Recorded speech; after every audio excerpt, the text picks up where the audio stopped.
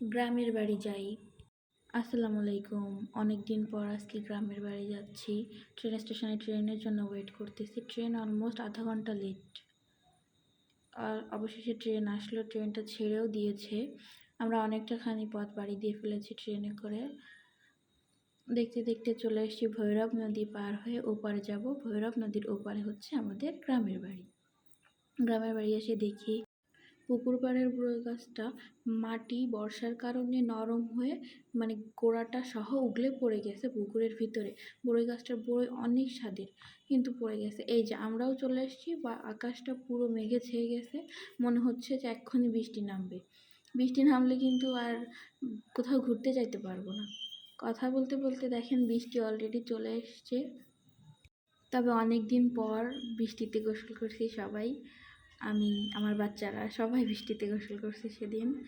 এই যে এখানে দাদু বেগুনের চারা দিয়েছে।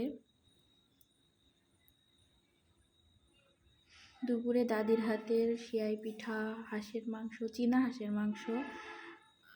দাদি কিন্তু অনেক মজা করে চীনা হাঁসের মাংস রান্না করে। আমার দাদির হাতের যে কোনো রান্নাই অনেক টেস্ট হয়।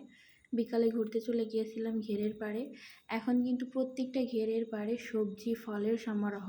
এখানে দেখতে পাচ্ছেন অনেক সুন্দর মিষ্টি কুমড়া গাছ হয়েছে।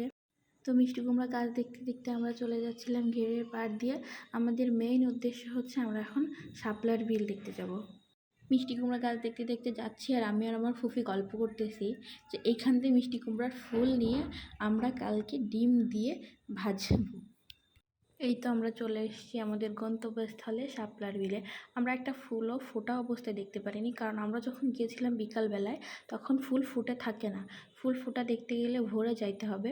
আমার পাশে আমার দাদি ছিল, সে বলতেছিল তুমি যদি ফুল ফোটা দেখতে চাও তাহলে কালকে সকাল ভোরে আমার সাথে আসবা, দেখবা কত ফুল ফুটে সাদা সাদা হয়ে থাকে।